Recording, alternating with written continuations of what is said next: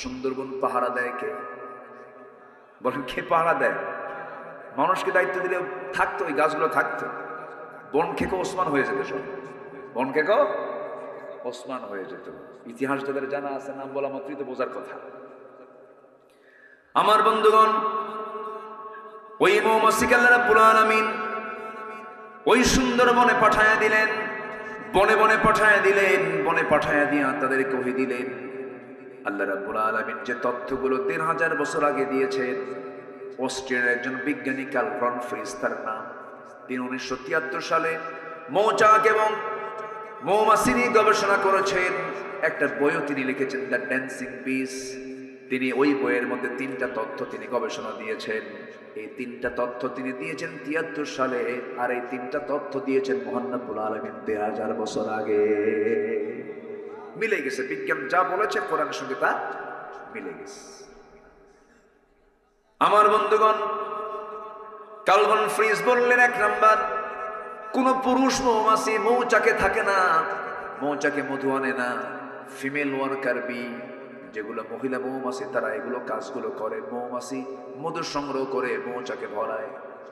আল্লাহ রাব্বুল আলামিন ১৫০০ বছর আগে বললেন, ওয়া আওহা রাব্বুকা ইলান নাহলি আন ইত্তাখিযি মিনাল জিবালি বুয়ুতা। আন ইত্তাখিযি মুয়ান্নাসের সিগা, স্ত্রীলিঙ্গের সিগা। এটা আলেম ওলামা যারা আছেন তারা বুঝতে পারছেন। আল্লাহ রাব্বুল আলামিন বলল, ও মহিলা মৌমাছি, রানী মৌমাছি, সুন্দর করে গাছের ডালে পাহাড়ের পাদদেশে বাসা বানাও। এত সুন্দর করে আগে তথ্যটা দিয়েছেন তিনি আমার, কে বলেন? আল্লাহ। নাম্বার 2 হলো সেই কার্ল ভন ফ্রিজ তিনি প্রমাণ করলেন, কোন মৌমাছি, একটা কর্মী মৌমাছি যদি কোনো ফুলের বাগান বা উদ্যানের যদি কোনো খোঁজ পেয়ে যায়, সঙ্গে সঙ্গে সেখান থেকে সে গ্রুপ মেসেজ দেয়। কি মেসেজ দেয়? গ্রুপ মেসেজ দেয়, সবার কানে কানে সংবাদটা পৌঁছায় দেয়। এটার নাম ওই বিজ্ঞানে দিয়েছেন the wagon dance. Wagon dance যা পৃথিবী সারা ফেলে, অথচ এই পুরাতন তথ্য ১৫০০ বছর আগে মহান রব্বুল আলামিন কোরআনে বলে দিয়েছেন। জোরে বলে সুবহানাল্লাহ। কোরআন বলতেছে, সুম্মা কুলি মিন কুল্লি সামারাতি ফাসলুকি সুবুলা রাব্বিকি যুলুলা। জোরে বলুন আল্লাহু আকবার। নাম্বার 3 হলো, এই মৌমাছি বিজ্ঞানের নিখুঁত করে গবেষণা করেছেন, যখন কোনো ফুলে বসে ওই ফুলের মধুগুলোকে, রসগুলোকে, রঙগুলোকে, পানিগুলোকে সে তার মুখে শুধু নেয় না, সে তার পেটের মধ্যে তুলে নেয়। যখন সে তার মৌচাকে চলে আসে, সম্পূর্ণ মধুটা তার পেট থেকে বের করে। মধু বের হয় মৌমাছির পেট থেকে, মৌমাছির পেট থেকে বের হয়।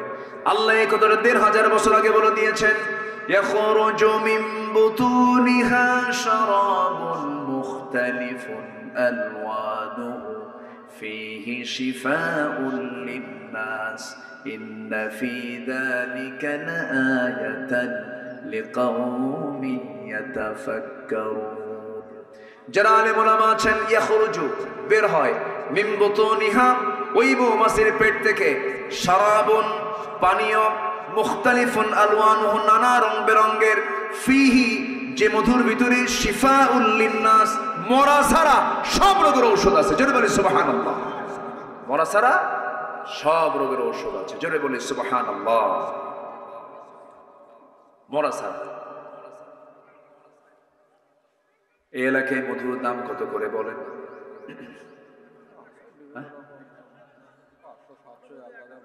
ভালো মধু ১,০০০ না, মনে হয় না, মনে হয় ওর মধ্যে কিছু ঢুকায়, মনে হয় আছে, কিছু আছে না, এরকম আছে, ঢুকানোর মধ্যে কিছু লোক আছে কিনা বলেন।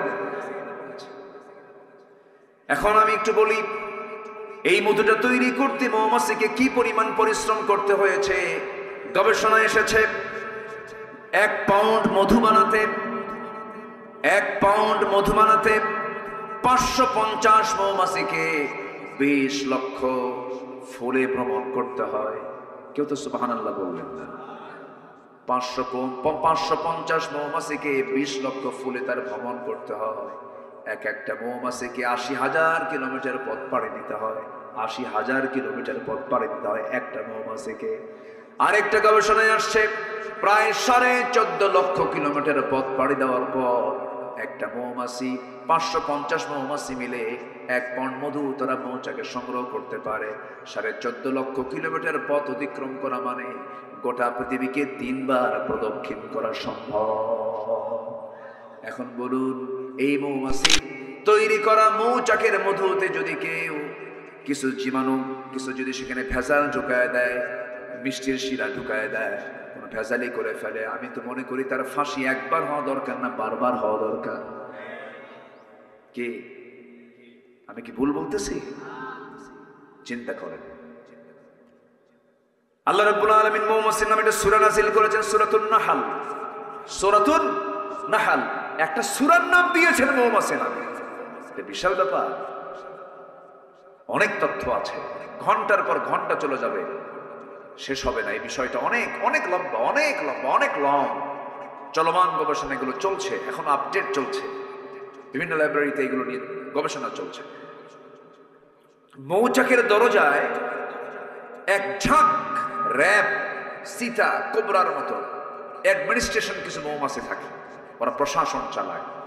যদি কোনো কর্মী মৌমাছি মধু নিয়ে ঢুকতে নিয়ে যদি তাদের পায়ে যদি কোনো ময়লা আবর্জনা থাকে, মধু নষ্ট হয়ে যাবে, মৌচাকে জীবাণু ঢুকে যাবে। এই জন্য করে কি, এই পুলিশ মৌমাছিগুলো সব এক জায়গায় হয়ে যেগুলো পায়ের মধ্যে ময়লা ঢুকতে চায়, এক কামড় মেরে তাকে দুনিয়া থেকে বিদায় করে দেয়। কেউ কিছু মানানো বলবেন না, তাও যেন মধু নষ্ট কেউ না করতে পারে। আমার বন্ধুগণ, আবার মৌচাকের ভিতরে নির্দিষ্ট একটা তাপমাত্রা আছে। মধুরকে ঠিক রাখার জন্য তার স্বাভাবিক তাপমাত্রা হলো 35 ডিগ্রি সেলসিয়াস। যদি এটা 40 ডিগ্রি সেলসিয়াস হয়ে যায়, মধুর কার্যকারিতা নষ্ট হবে। এটা ভেবে আল্লাহ রাব্বুল আলামিন মৌমাছিকে অর্ডার দিয়েছেন, তারা কি করে, সব মৌমাছি এক জায়গায় হয়ে যায়। 2টা পাখা তারা ঝাপটাতে থাকে, নড়াতে থাকে, নড়ায় নড়ায় করে কি ভিতরের বাতাসগুলো, গরম বাতাসগুলো বাইরে বের করে দেয়। যখন 35 ডিগ্রি সেলসিয়াস হয়ে যায় তখন তারা থেমে যায়। আবার যদি তাপমাত্রা নিম্নগামী হয়, নিচের দিকে চলে যায়, 30-এ চলে আসে, তখন পাখাটা উল্টা করে বাতাস দিয়ে দিয়ে ভিতরটা গরম করে ফেলে। জোরে বলে সুবহানাল্লাহ। আল্লাহ বলছেন, বান্দা আমি তোরে কত চেষ্টা করি তোকে ভালো রাখার জন্য, তোর খাবার দেই, তোর সমস্ত কিছু দায়িত্ব আমি নেই, মাথা থেকে পা পর্যন্ত সব দেখার দায়িত্ব আমার। আল্লাহু আকবার বলেন। এনারা তো মানুষের গোটা দেহের মধ্যে যান, মাথা থেকে পা পর্যন্ত যা দেওয়া হয়েছে সম্পূর্ণ কার অবদান? আল্লাহর। সে আল্লাহ বলছেন, বান্দা তুই নামাজ পড়িস না? জি জি, না ঠিক আছে, আমি কি শেষ করে দেব? আলোচনা চালাবো? জোরে বলি ইনশাআল্লাহ। জিকির করি লা ইলাহা।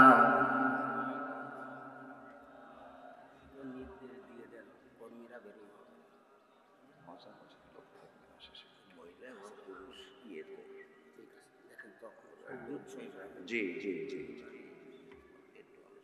পড়ার ব্যাপারে জি বলবো জি ইনশাআল্লাহ। একদিন তো সব সাবজেক্ট আসে না। জি, আমাকে আপনারা কি কষ্ট পাচ্ছেন নাকি আমি আলোচনা চালাই?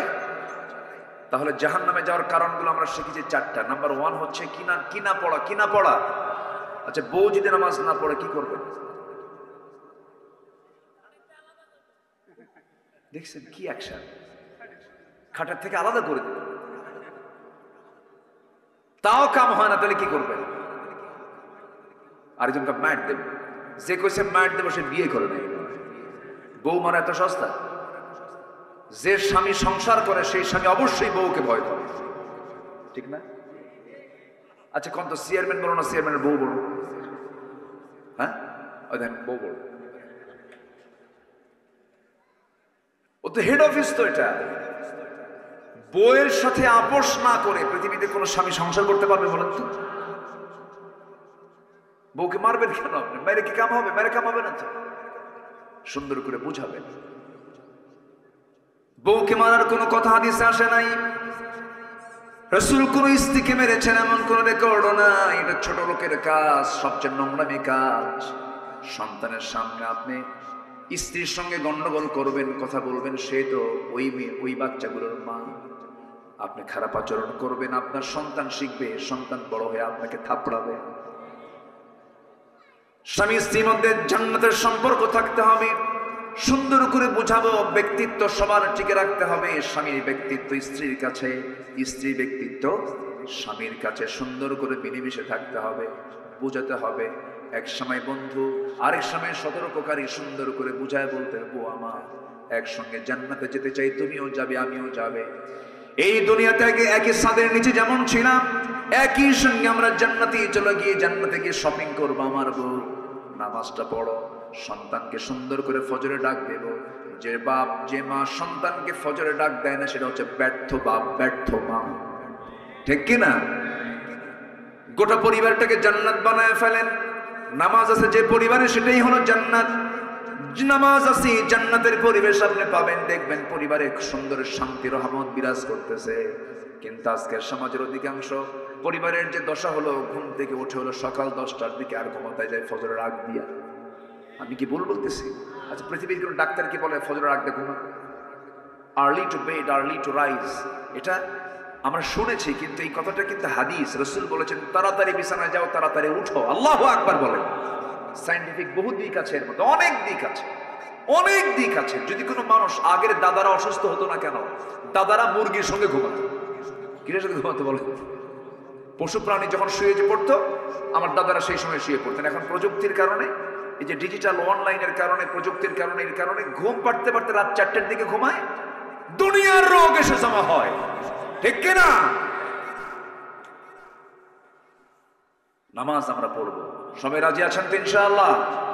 আল্লাহ কবুল করো, জোরে বলি আল্লাহুম্মা আমিন। আমার বন্ধুগণ, একটু কান লাগান, মনোযোগ দিয়ে কথাগুলো শুনুন। নামাজ না পড়লে পরে বড় বিপদ হয়ে যাবে। সূরা মারিয়ামের ভিতর আল্লাহ রাব্বুল আলামিন বলেন, فَخَلَفَ مِن بَعْدِهِمْ خَلْفٌ أَضَاعُوا الصَّلَاةَ وَاتَّبَعُوا الشَّهَوَاتِ فَسَوْفَ يَلْقَوْنَ غَيًّا। এই দুনিয়াতে যারা নামাজকে নষ্ট করে যাবে, আল্লাহ রাব্বুল আলামিন বলেন, আমি শুধু তাকে জাহান্নাম দেব না, জাহান্নামের কিছু গর্ত আছে, সেই গর্তের মধ্যে আমি তাকে ঢুকায়া ছাড়বো। জাহান্নামের সেই কেভের মধ্যে ঢুকায়া ছাড়বো। আমি তাকে জাহান্নাম দেব না, শুধু জাহান্নামের সেলের মধ্যে ঢুকাবো। জেলের যেমন সেল আছে, সেই সেলের মধ্যে ঢুকায়া ছাড়বো। আল্লাহ সবচেয়ে বেশি রাগ করেন যখন কোনো বান্দা নামাজ ছেড়ে দেয়। আর নামাজ পড়া মানে আল্লাহর রহমত প্রাপ্ত হয়ে যাওয়া। বান্দা যখন নামাজে দাঁড়ায়, আল্লাহ বান্দার সামনে দাঁড়ায়া যান। জোরে বলে সুবহানাল্লাহ। আল্লাহ বান্দার সামনে দাঁড়ায়া যান। বান্দা যখন সূরা পড়ে, বান্দা যখন আয়াত পড়ে, আলহামদুলিল্লাহি রাব্বিল আলামিন, আল্লাহ বলেন হামিদানি আবদি। আর রহমানির রহিম যখন বলে, আথনা আলাইয়া আবদি। মালিক ইয়াউমিদ্দিন যখন বলে, মাজ্জাদানি আবদি। ইয়্যাকা না'বুদু ওয়া ইয়্যাকা নাস্তাঈন পর্যন্ত যখন বান্দা বলে, আল্লাহ বলেন হাদা বাইনি ওয়া বাইনা আবদি ইহদিনাস সিরাতাল মুস্তাকিম থেকে শুরু করে নিয়ে ওয়ালাদ-দাল্লিন পর্যন্ত যখন বান্দা বলে ফেলে, আল্লাহ বলেন বান্দার এতক্ষণ ধরে যা যা চাইলে সমস্ত চাও কবুল করে নিলাম। রুকুতে গেলে পর আল্লাহ অস্থির হয়ে যান। সেজদায় গেলে আল্লাহ রাব্বুল আলামিন তার তামাম জিন্দেগীর গুনাহগুলো মাফ করে দেয়। সবাই কি নামাজ পড়তে রাজি আছি? একা না পরিবার সহ? বউ যদি নামাজ না পড়ে, সেই ক্ষেত্রে আমরা সুন্দর করে বোঝাবো, সন্তানদেরকে বোঝাবো। তবে 4টা কারণে বউকে মারা জায়েজ। কয়টা কারণে বলেন? কি মারবেন এজন্য? শুনবেন? ও দেখেন কি আগ্রহ, দেখেন। এটা একটা আমাদের দেশে একটা রোগ আছে কিন্তু, তাই না? কিছু হলে থাপ্পড় মারে। এটা কেমন, যেটা আপনি বোঝেন না যে এই মহিলাটা আমি বিয়ে করলাম, ওর বাপ মা ভাই বোন বাড়ি সব ছেড়ে চলে আসছে আমার কাছে, আমার গায়ে আল্লাহ তাআলা একটা শক্তি বেশি দিয়েছে বলে আমি থাপড়াবো। এটা কেমন কথা? এটা কোনো মানবতার কাজ না। এটা আপনি কেন মারবেন তাকে? এটা অজ্ঞতা, মূর্খতা। এটা প্রায় এটা হরদম কিছু হইলেই হাঁকায় দিছে থাপ্পড় গাল যেতে না। এটা কখনো করা যাবে না। 4টা কারণে স্বামী তার স্ত্রীকে শাসন করতে পারবেন। শর্ত কিছু আছে। নাম্বার 1, নামাজ যদি না পড়েন, রোজা যদি না রাখেন, স্বামীর আনুগত্য যদি না করেন, বৈধ আনুগত্য যদি না করেন, স্বামী যদি ফেরাউন মার্কা হয়, স্বামীর আনুগত্য করা যাবে? নাম্বার 4 হলো পর্দায় যদি না থাকেন, তবে হ্যাঁ, এই যে আপনি শাসনটা করবেন, শাসন করতে গেলে 1.5 হাত লাঠি হাতে নেওয়া যাবে না। পকেট থেকে একটা মেসোয়াক বের করতে পারেন, 9 ইঞ্চি মেসোয়াক। তা দিয়ে মাথায় মারা যাবে না, চুল টানা যাবে না, নাকে মারা যাবে না, মুখে মারা যাবে না, কপালে মারা যাবে না, বুকে মারা যাবে না। মারবেন কোন? মারার জায়গায় শেষ। চান্সে ছিলেন, উপায় নাই। 9 ইঞ্চি মেসোয়াক দিয়ে যদি কারোর সামনে আপনি একটু মারতে নেন, সবাই বলবে মারে না আদর করে। বলেন, আমার মায়েরা খুব খুশি, হুজুর আমাদের কলিজায় পানি ছিল না, কেবল কলিজায় পানি আসে। পরিবারটাকে জান্নাত বানায় ফেলেন। দিন নিয়ে আসেন, কোরআন নিয়ে আসেন, দর্স নিয়ে আসেন, হাদিস নিয়ে আসেন, ইসলাম শিখান, দিন বুঝান, নৈতিকতা শিক্ষা দেন। বুড়ো বয়সে এই সন্তানগুলো আপনার খাদেম হয়ে যাবে। কে বলেছে ডিওএইচএস, বাড়িধারা, ধানমন্ডি, গুলশান এগুলোর শান্তির জায়গা? কে বলেছে? কোথাও শান্তি নাই। সেখানে শান্তি থাকতে পারে যেখানে ইসলাম থাকতে পারে। যেখানে ইসলাম আছে সেখানে কি আছে? শান্তি আছে। আল্লাহ তুমি সবাইকে বোঝার তৌফিক দিয়ে দাও। জোরে বলে আমিন, আরো জোরে আমিন। জাহান্নামে যাওয়ার 4টা কারণ বললাম, আরো একটা কারণ, আরো 6টা কারণ আমি সূরা মারিয়াম থেকে বলবো, যদি আপনি শুনতে আগ্রহী হন।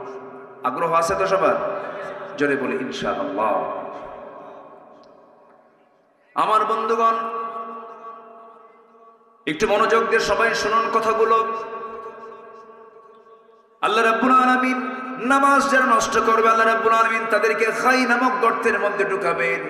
আরেকটা কারণ হলো আত্তাবাউশ শাহাওয়াতি ফাসাউফা ইয়ালকাউনা গায়্যা, এবং যারা মন যা চায় তা করবে, আল্লাহ রাব্বুল আলামিন তাদেরকে খাই নামক গর্তের মধ্যে ঢুকাবেন। মন যা চায়, মন তো ভালো কিছু চায় না, এদেরকে আল্লাহ রাব্বুল আলামিন জাহান্নামের গর্তের মধ্যে ঢুকাবেন।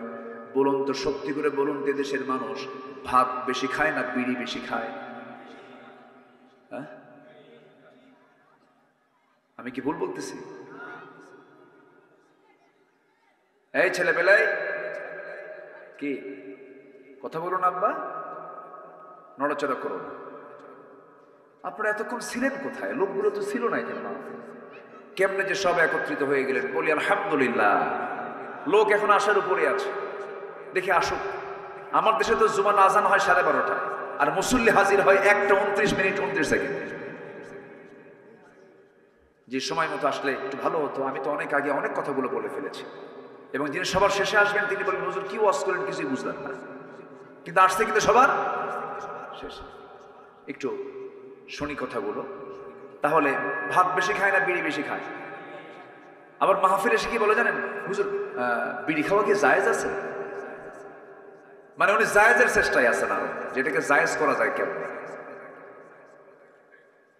পৃথিবীর কোন ডাক্তার, কোন চিকিৎসক কি বলে যে বিড়ি খেলে পরে আপনার জন্য ভালো? আচ্ছা বলে বলেন ভালো ভালো বলে? বরঞ্চ এই নেশার কারণে একটা বিশাল একটা অংশ আমার দেশে প্রতি বছর ক্যান্সারে মারা যাচ্ছে। তাহলে বিড়ি খেলে কি হয় বলেন? কি হয়? ক্যান্সার হয়ে যায়। তাহলে লাঞ্চটা দিল কে? বিড়ি খায় এই লাঞ্চ নষ্ট করলো কে? আল্লাহ। ভালো করে রাখুন, কে নষ্ট করলো? তা আল্লাহ কি ধরবেন না আপনাকে? আল্লাহ বলবেন, আমি তোরে সুস্থ লাঞ্চ দিলাম, তুই ওর মধ্যে ধোঁয়া ঢুকালি কেন? তুই কেন ঢুকালি ধোঁয়া? কেন ঢুকালি? জবাব দে। কি জবাব দেবেন আপনারা? ওয়ালা তুলকু বিআইদিকুম ইলা তাহলুকা, নিজকে তুমি ধ্বংসের দিকে ঠেলে দিও না। কার কথা? আল্লাহর কথা। পান খান। আমি আমার দাদার মুখের পান খেয়েছি। দাদা বুড়া ছিলেন, পান আমার মুখে লাল। আমার দাদা তো ওই সেই পান চাবায় চাবায় আমার মুখে দিতেন, আমার মনে আছে এখন। রস, পানের রসের ভিতরে খেতে পারেন, পান খান, কিন্তু পানের সাথে আবার হাকিমপুরী রহমতুল্লাহ আলাইহি কেন? ভাবতেছেন আমি ছাড় দিচ্ছি? কোনো দিকে বাদ দিচ্ছি না।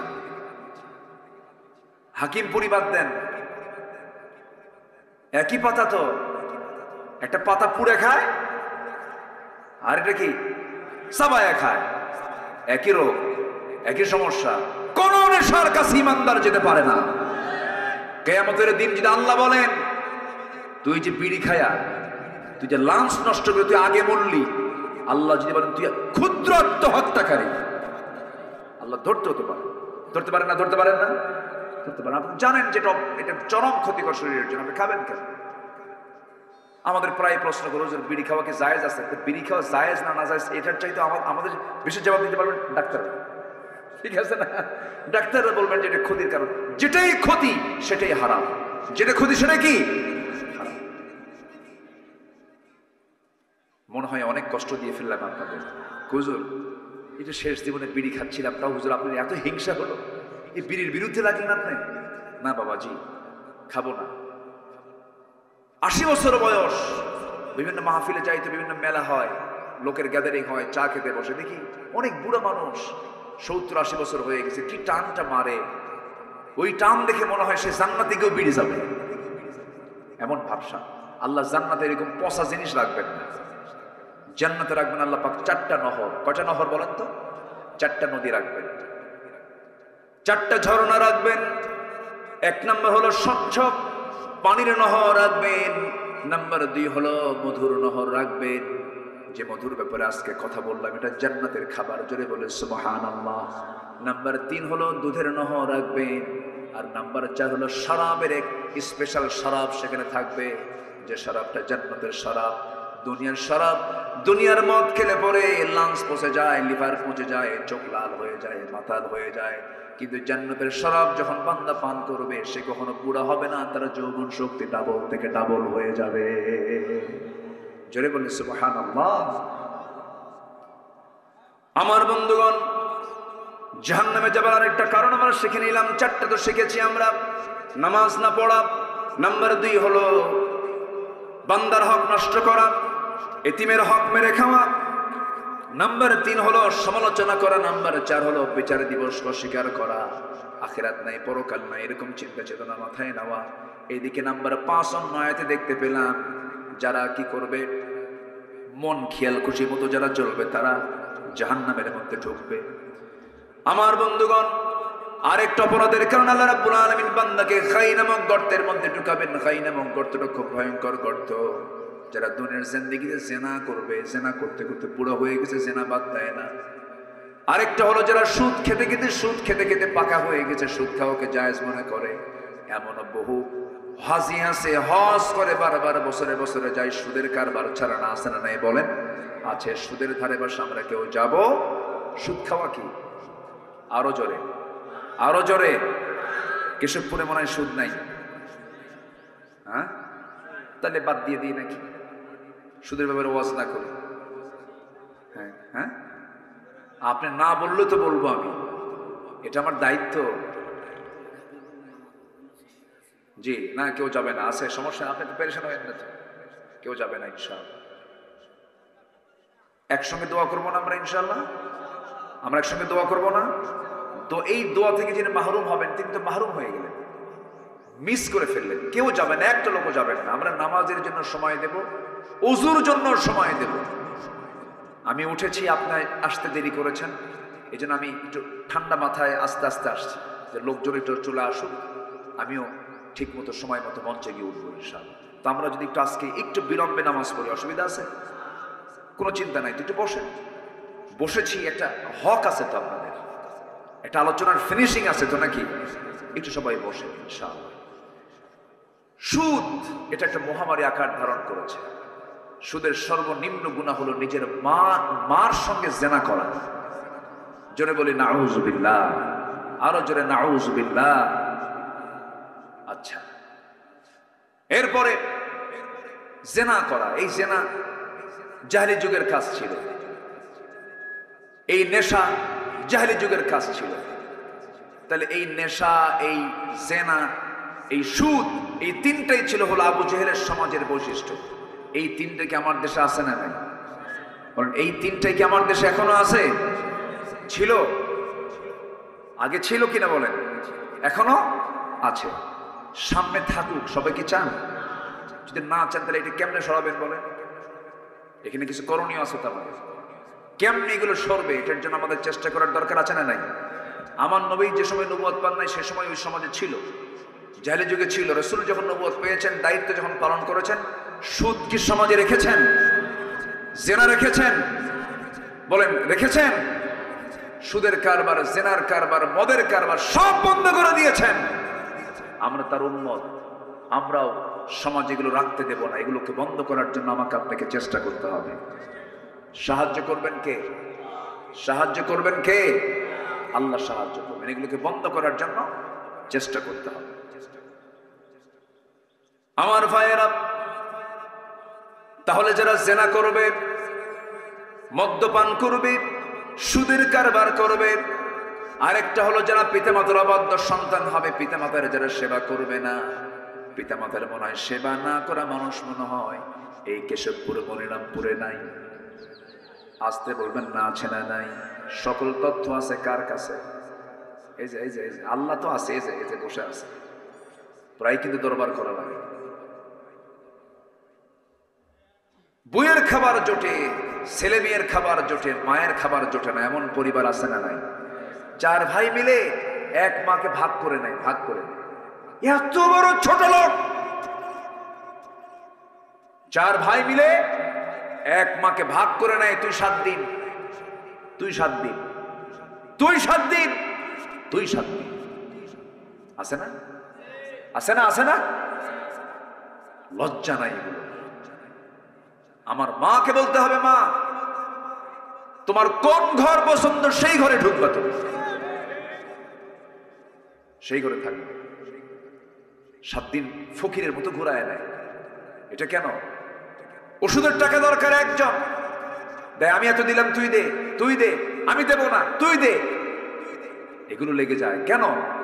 কেন এগুলো লাগবে? আমার মা যখন আমাকে দিয়েছেন, দুধ দিয়েছেন, তিনি কি পরিমাণ করে দিয়েছেন? এগুলো করেন কেন? এগুলো করা যাবে না। বড় দুঃখ, কষ্ট এটা। নাটোরে মাহফিল ছিল আমার। এক বৃদ্ধা মা, 72 বছর বয়স, কাপা কাপা লেখা তিনি দিয়েছেন আমাকে, একটা চিঠি দিয়েছেন, অনেক কষ্টে পাঠায় দিয়েছেন। আমাকে সালাম জানিয়ে বললেন, হুজুর আমার বয়স 72, 72 বছর বয়স, আমার 3টা ছেলে, একটা মেয়ে, মেয়েটাকে বিয়ে দিয়েছি। আমার ছেলে 3টাই বিয়ে করে নিয়েছে। 3টার ঘর আমার ঘরের চতুর্পাশে, আমার মাঝখানে ঘর। আমি নিজের রান্না নিজে করি। আমার ছেলেদের 3 ঘরের রান্নার গন্ধ আমার নাকে এসে ধাক্কা খায়। হুজুর আপনি আমার জন্য দোয়া করবেন, আমার সন্তানদের জন্য দোয়া করবেন, তাদের কলিজা যেন একটু নরম হয়। অথচ ইমাম ছোট্টবেলায় একই হাড়িতে ওই 3টা ছেলে সহ মেয়ে সহ গোটা পরিবারকে একই হাড়িতে রান্না বান্না করে খাওয়াইছেন। অথচ 3টা ছেলে হওয়ার পরও 3টা হাড়িতে এক মার খাবার জোটে না। আমি কি ভুল বললাম রে ভাই? এই সমস্ত আচরণ যারা করবে, আল্লাহ রাব্বুল আলামিন বলছেন আমি তাদেরকে জাহান্নামের খাই নামক গর্তের মধ্যে ঢুকায় ছাড়বো। যারা মিথ্যা সাক্ষী দিবে তাদেরকে আমি জাহান্নামের খাই নামক গর্তের মধ্যে ঢুকায় ছাড়বো। আমার বন্ধুগণ, এই সমস্ত অপকর্ম থেকে আমরা বাঁচবো, ভালো লাইনে চলে যাব। আজকের থেকে সিদ্ধান্ত নেব, কাউকে ঠকাবো না, কাউকে হিংসা করব না, কারোর সাথে অহংকার করব না, গীবত শিকায়তের দিকে যাব না, মিথ্যা সাক্ষী দেব না, কোনো জিনার কাছে যাব না, অবৈধ ইনকাম কোনো পথের দিকে পা বাড়াবো না, সত্য কথা বলবো।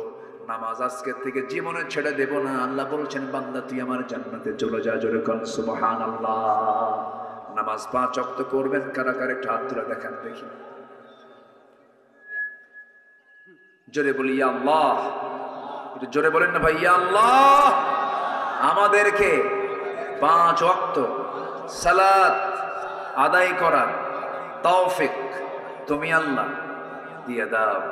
জোরে বলি আমি, আরো জোরে আমিন, আরো জোরে আমিন। কষ্ট দিয়ে ফেললাম মনে হয়। হুজুর মাহফিলের সাথে বেকায়দায় পড়ে গেল।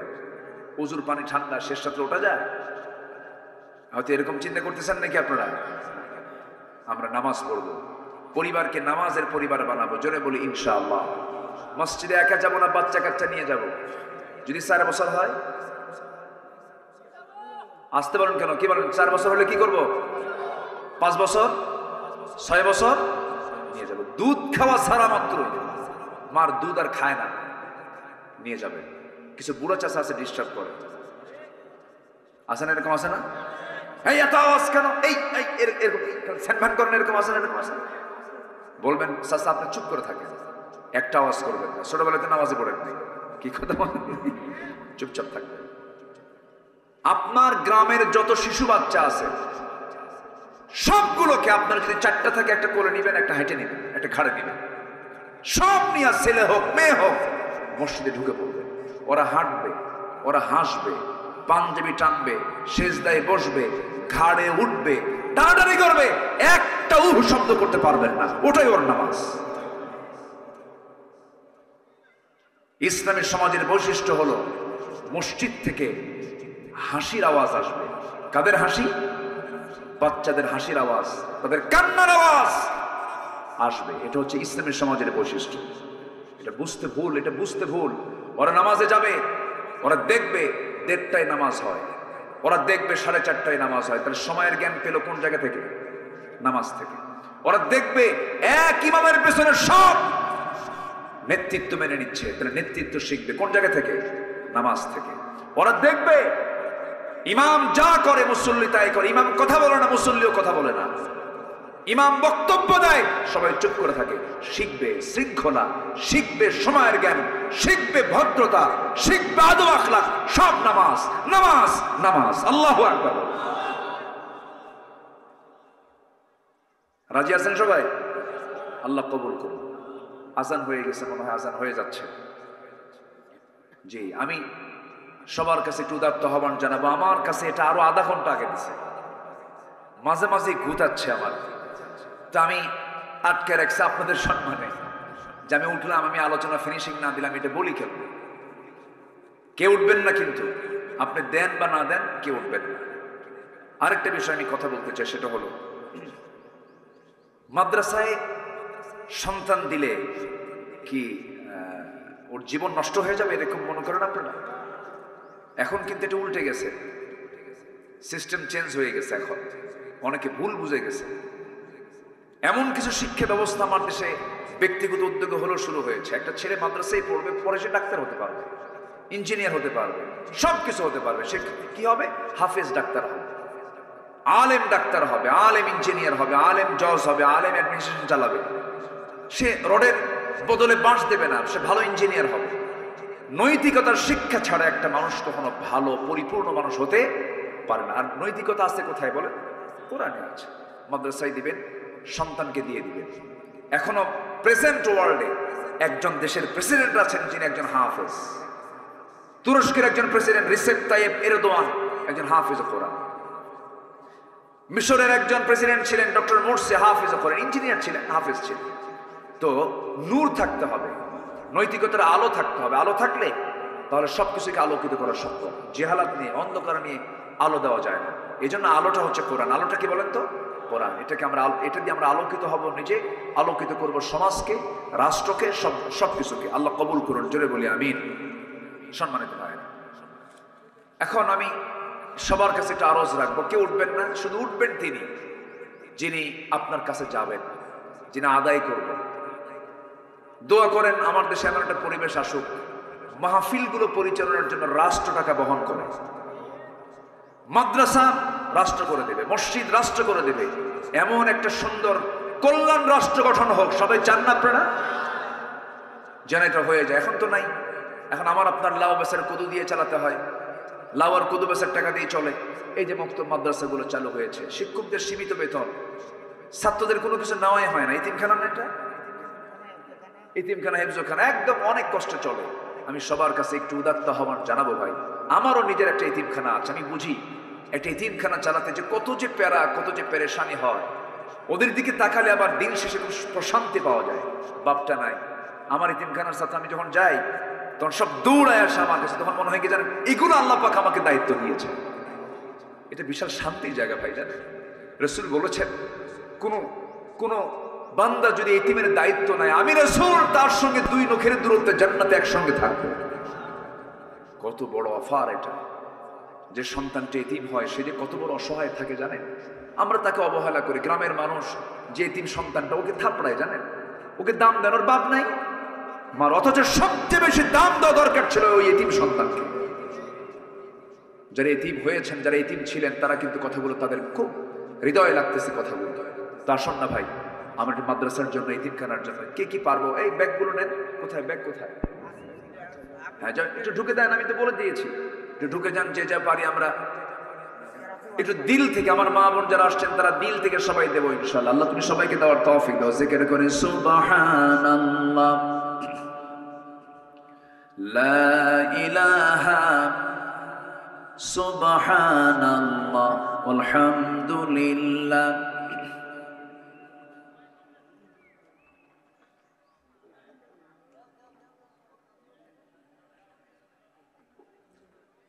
জি, হাত আছে যার দান হতে হবে তার, হাত নাই যার দান করার দরকার নাই, যেহেতু হাতই নাই।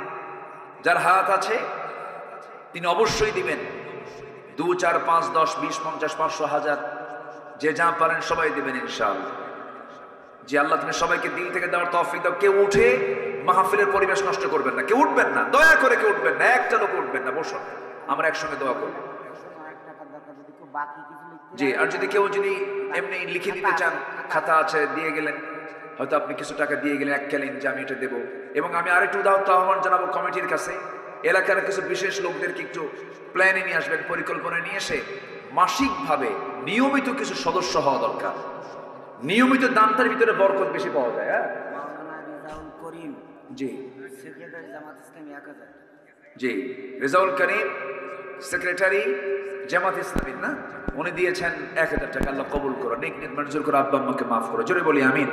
তা আমি সবার কাছে একটু দায়িত্ব আহ্বান জানাবো যে এই মাদ্রাসা কেন্দ্রিক এই এলাকায় যারা বসবাস করেন একটা কমিটি করে দিয়ে, একটা সদস্য সংখ্যা করে দিয়ে, সদস্যের একটা তালিকা করে সবার কাছে যদি মাসে মাসে যদি একটা ইয়ানত জাতীয় যদি ধরা হতো অনেক উপকৃত হতো। আল্লাহ তুমি 313 সদস্য একটা কমিটি এই মাদ্রাসার জন্য বরাদ্দ করে দাও, জোরে বলি আল্লাহুম্মা আমিন। 313 একটা বরকতি সংখ্যা। বদরের যোদ্ধার সংখ্যা ছিল কত বলেন তো?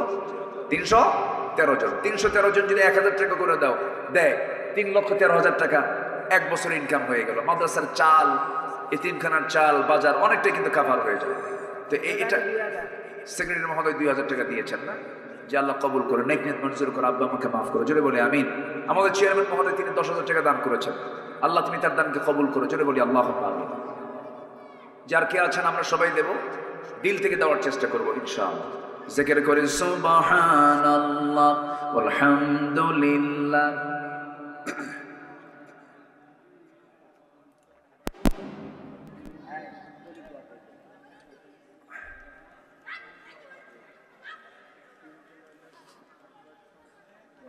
আরো জোরে লা ইলাহা। যে আমরা দোয়ার দিকে যাব, আজান হবে, নামাজ হবে, কিন্তু কেউ যাবেন না, আমরা দোয়া আগে করব। দোয়া করার পর এখানে নামাজের পরিবেশ মনে হয় নাই না? হ্যাঁ দেন, নিয়ে আসেন পাগড়ি, নিয়ে আসেন পাগড়ি এবং ছাত্র নিয়ে আসেন। এখান থেকে 2 জন হাফেজ হয়েছে, আলহামদুলিল্লাহ বলবেন না? জি, এদের জীবনের শ্রেষ্ঠ দিন আজকে। ওরা 30 পারা কোরআন মুখস্থ করা কি সহজ বলেন তো? একটু চেষ্টা করেন 1 পারা মুখস্থ করার জন্য। একটু বাড়িতে বসেন, 1 পারা মুখস্থ করবেন, দেখবেন যে গেছে, তাই না? কঠিন ব্যাপার। আলহামদুলিল্লাহ 30 পারা কোরআন সিনার মধ্যে, আলহামদুলিল্লাহ বলেন। এটা কম সম ব্যাপার, এটা আল্লাহ তাআলার খাস, এটা সিলেক্টেড। সবাই পারে না, এটা সবাই হতে পারে না।